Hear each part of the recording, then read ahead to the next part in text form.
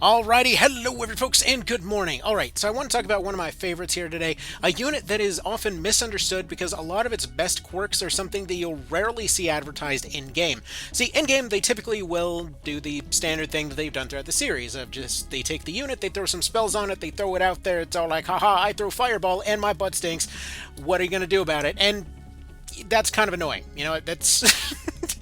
they're a minor nuisance, and then that's about it. The scariest versions of these that you see are typically going to be the ones that show up in the elemental temples, as well as San Bronza, the ones that are able to take your units down to the ground, or potentially throw them off cliffs, or potentially can go and delay your entire team at once.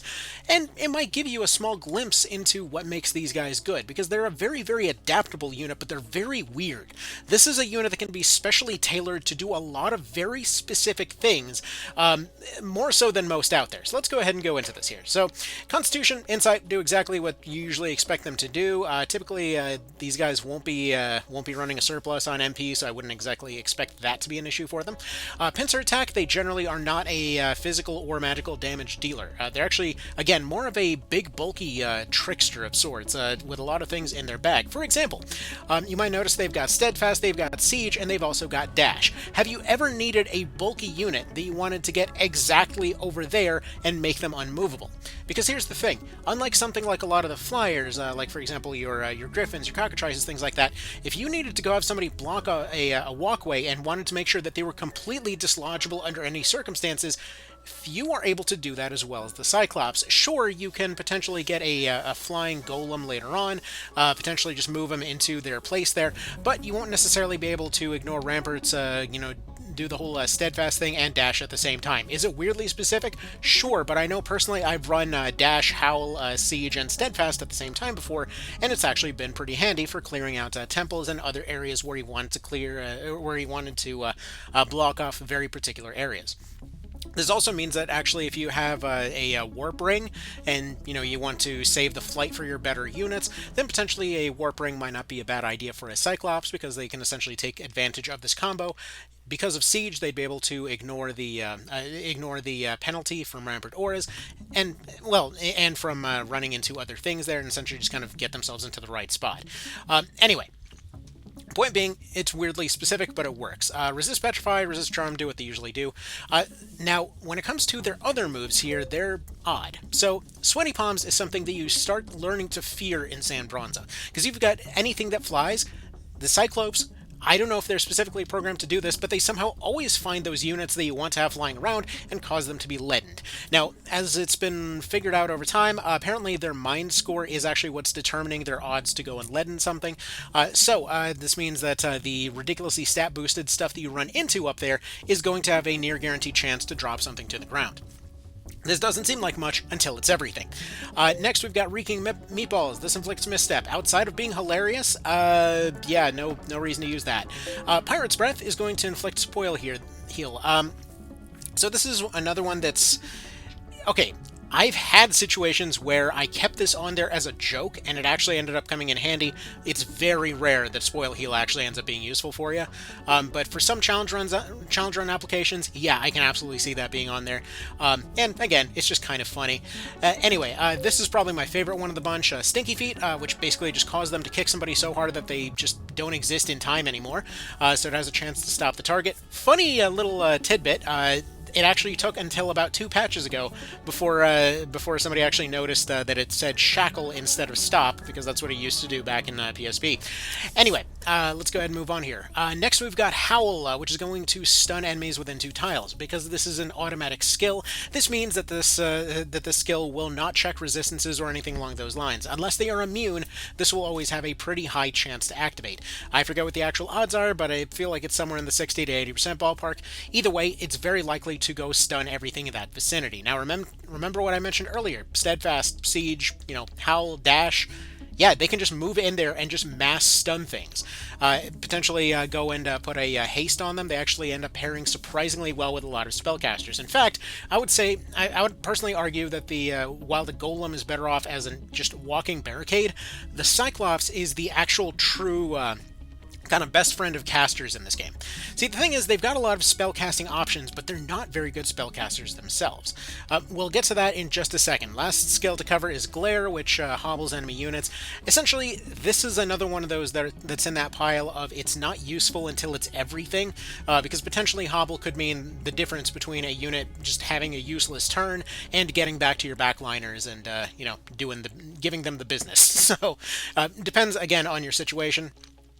Anyway, let's go ahead and cover these other options here. So, you may notice they're a spellcaster with no access to concentration. I would recommend pretty much always keeping a black lizard powder or two on them. This will give them that spell strike effect, which means that they'll have at least 30% hit odds.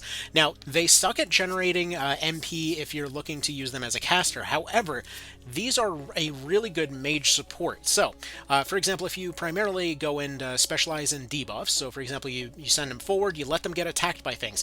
They're using their really high bulk over here here, let's go switch over to this. They're using the really high bulk to take in hits, which is generating MP for them. They're using a very, very minuscule amount of MP going and casting with the debuffs.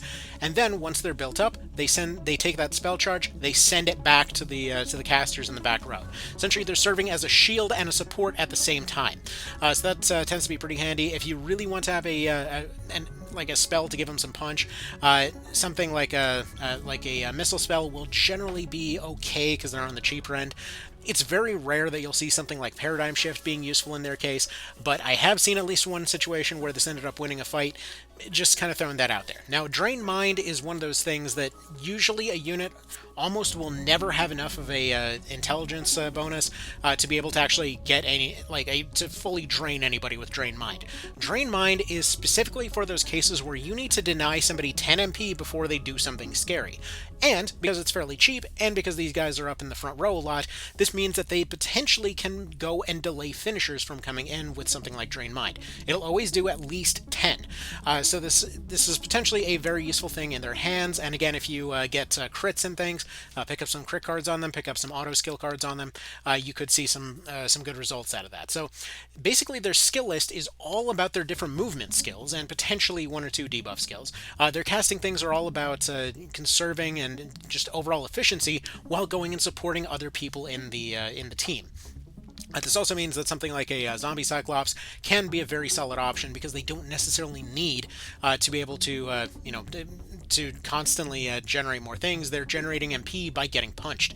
So in their particular case, again, making use of cheap attacks to then go and support the rest of the team, which means that a zombie version, as long as there's no exorcism opportunities on the field, can be very handy. This also means that due to having decent-ish casting stats, not exactly anything mind-blowing, but due to just generally being around and harassing stuff in the front row, this also means that they can tag in to be a decent exorcist every now and then with some holy water, and they can make use of a lot of the percentage heals, especially the Salve +1, the absolute A tier or S tier of healing items as far as I'm concerned, that will give them a nice quick heal to kind of top them off back to full. Again, they're getting very good value when they're getting punched in terms of percentage of damage that they're taking. So I know towards the latter half of the game, I started really preferring keeping a front line of Cyclops, just kind of on hand to then go through those spell charges back on the units that they were supporting, kind of creating a secondary support wave kind of thing. This did also, unfortunately, typically drop off once the Liches got involved, because they can just sort of, have infinite MP and share that with everybody. But if you are looking for something that's going to, for example, support a shaman setup, potentially support a finisher setup, or actually these guys pair pretty well with dragons too, because again, they're supporting and kind of augmenting the offense of other units. It can be very, very handy to have that there. Spell charge, as far as I'm concerned, is their non-negotiable thing that should always be on their list. Poison abilities generally work pretty well for them. Their bulk isn't insane in terms of hard defense, but they do have a lot of health that would let them accomplish a lot of good things. So just kind of bear that in mind there. They typically will have a pretty high amount of health, though I'm looking at this now and not really sure why this one is so much more meaty than everybody else. Why does it get? Do you have Constitution or something on him? Yes, he does. Okay, so Constitution, yeah, that's going to give them a pretty big return on account of their already high health. For a second there, I was like, where did they get an extra, 600 health from? Anyway, yeah, they get 550 extra health off of Constitution. Really good value on them. So yeah, if you wanted to just create a griefing unit, there you go. You got your steadfast, they're not moving anywhere. Well, we got their dash, we got their constitution. Now they're going to go up, they're going to go and essentially just stun things passively. They're going to dash around to get into better positions, potentially replace this with a siege if you want a slower moving version. Poison Cloud if they've got the time to spare, some black lizard powder here. If you're running a zombie variant, that's probably when it's worth carrying a couple lizard powders on them, just because they won't really necessarily be healing as much as they'll want to re-up that spellcraft, so it could be very handy on them. Usually, the way that it works is you'll put up your spell strike and then immediately go into a poison there. I mean, 30% is 30%, and that 30% does 10% to 30% of total health over time per round, which can be very handy. Again, there's a lot of debuffs out there that can be really big game changers if you're using them right. So Sleep will just completely disable something for a little while. Paralytic Wave, they're already doing that, but, you know, hell, maybe you want to do it at long range. I don't know, you do you. Petra Burst is a little bit much for what it does, but something like Charm is going to give you a pretty good result there. Potentially worth carrying around some cheaper MP items on there, just to give them a little bit of a boost at the start. I know personally I was kind of running a surplus of a lot of these towards the end of most save files. So yeah, that would be the Cyclops. It's a weird, tricky unit with a lot of tricks up its sleeve. It's got a lot of utility with its movement skills. It's very rare that you see a class almost entirely dedicated to movement. But hell, you could, if you wanted just full movement skills on your list here, that's absolutely an option here. So anyway, that'll be about that. Y'all have yourselves a good one. Would love to hear if y'all got any stories on the Cyclops, and yeah, see you next time.